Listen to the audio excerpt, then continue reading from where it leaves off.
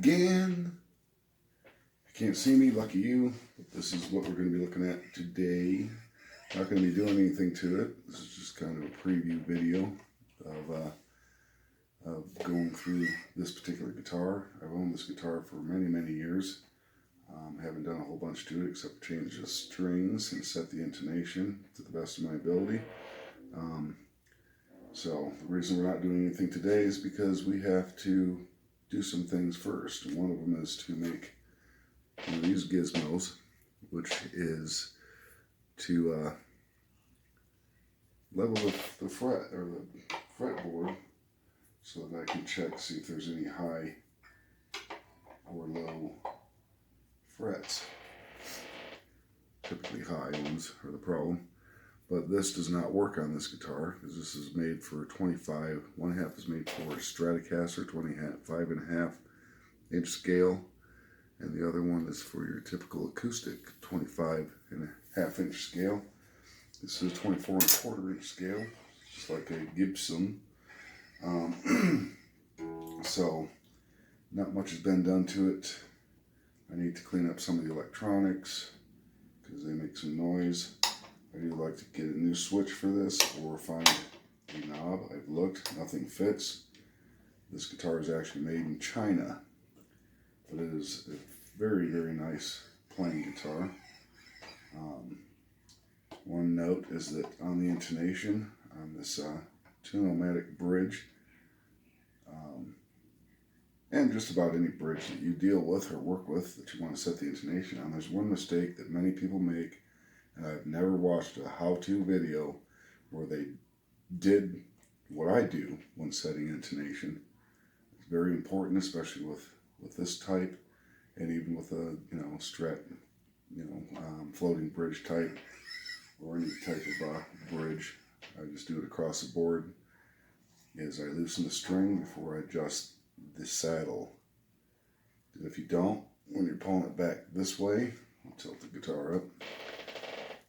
I'm only telling you this just in case you're getting ready to do this to your guitar.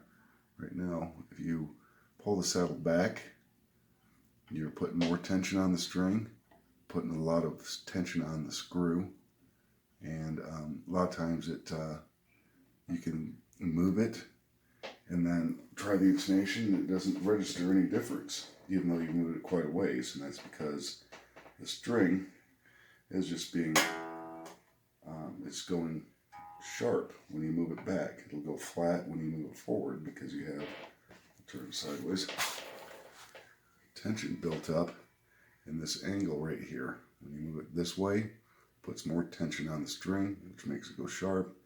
Move it back this way, it puts less tension on the string makes it go flat. So you have to retune it anyway. So I loosen it down to where it's floppy. And then I adjust the saddle, and I tune it back up to tone, 440. In this case, for the E string tone. We'll worry about that later. Anyway, that's one of the things we're doing to it. Setting the intonation, but I just wanted to mention that. Cleaning it all up, and we're going to put another set of these on. And these are the strings I like to use for this guitar because of this right here. 21 wound.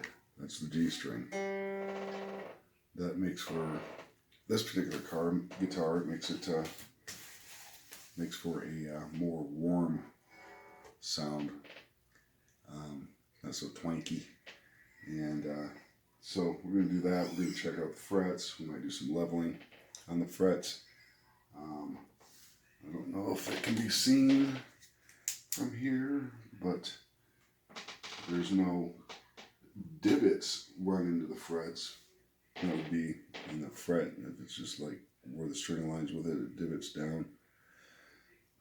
But there's some flattening in the frets, so which can cause some buzzing when I try to, because I'm also going to try to lower the action just a tiny bit.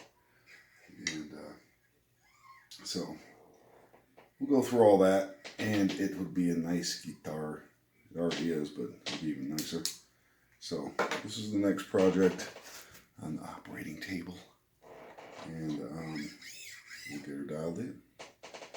Have a wonderful day.